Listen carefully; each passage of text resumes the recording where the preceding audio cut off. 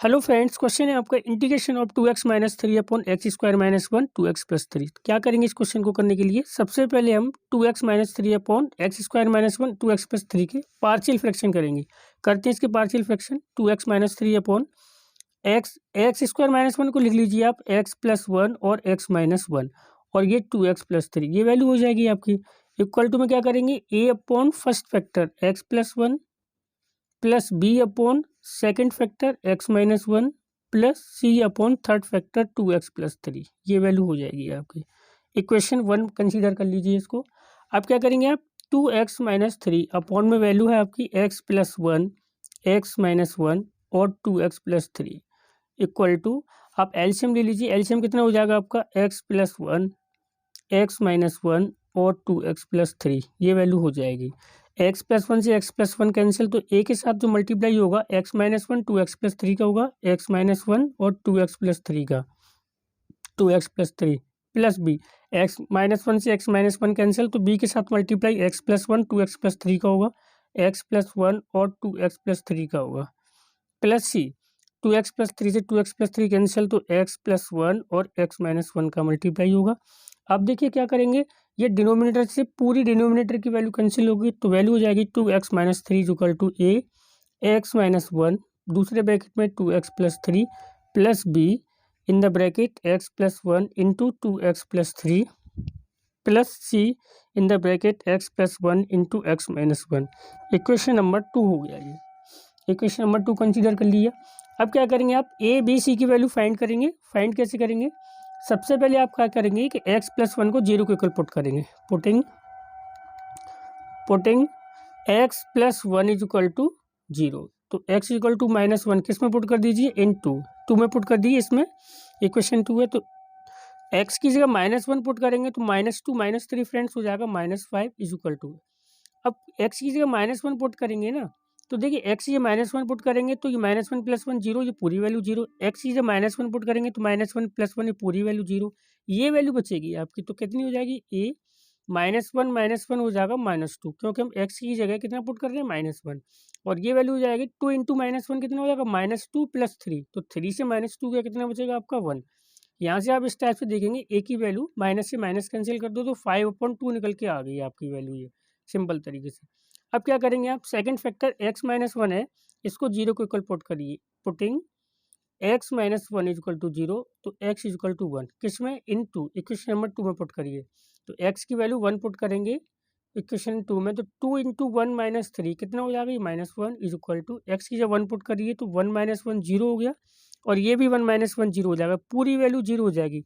यहाँ x की जगह 1 पुट करिए तो वैल्यू हो जाएगी 1 + 1 2 b इंटू 2 इंटू एक्स की जब 1 पुट करेंगे तो 2 + 3 ये हो जाएगी आपकी वैल्यू 5। तो यहाँ से फ्रेंड्स b की वैल्यू -1/10 निकल के आ जाएगी, ये सिंपल तरीके से। इसी टाइप से अब क्या करेंगे? थर्ड फैक्टर 2x+3 को 0 इक्वल पुट करेंगे। Putting putting 2x+3 is equal to 0, तो x की वैल्यू कितनी हो जाएगी फ्रेंड्स? यहाँ से -3/2।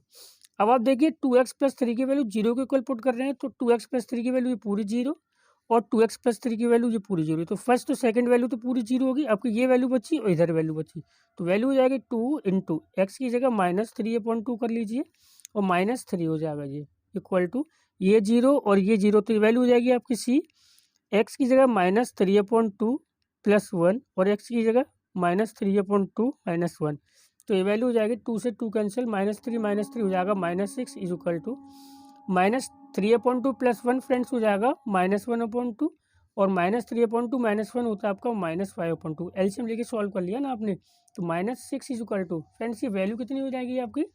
वैल्यू हो जाएगी सी इंटू 5/4 हो जाएगी। तो आप इस टाइप से देखेंगे सी की वैल्यू हो जाएगी 6 4 या 24/5, तो सी की वैल्यू -24/5 निकल के आ गई।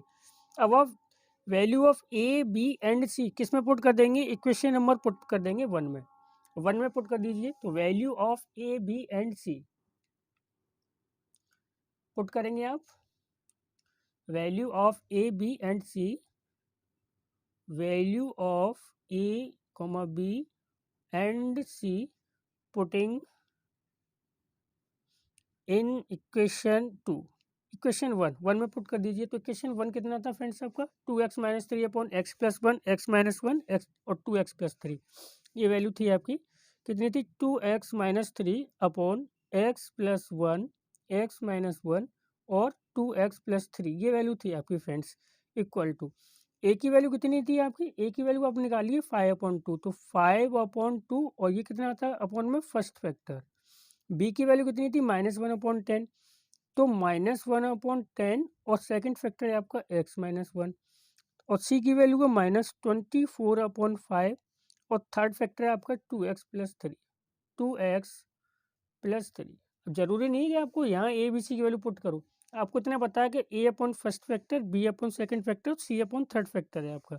ये वैल्यू होगी आपकी। इसका आप इंटीग्रेशन कर देंगे तो इंटीग्रेशन ये dx हो जाएगा। इधर भी आप इंटीग्रेशन कर देंगे, वैल्यू को आप सेपरेट कर लीजिए, अलग अलग इंटीग्रेशन कर लीजिए।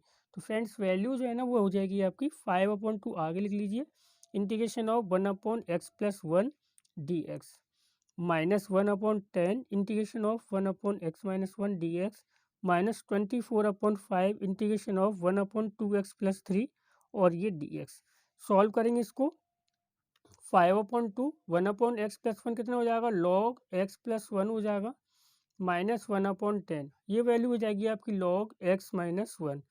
ये वैल्यू आपकी -24/5 1/x की फॉर्मेट बन रही है जी log 2x plus three. But one condition है, x की मल्टीप्लाई में जो वैल्यू आती है वो अपॉन में आती है प्लस कांस्टेंट सी। ये 2 से 24 12 टाइम कैंसिल कर देंगे फ्रेंड्स। तो वैल्यू हो जाएगी आपकी ये 5/2 log x plus one -1/10 log x minus one -12/5 log 2x plus three plus constant C. Friends यही आपका रिक्वायर्ड आंसर हो जाएगा। Thank you.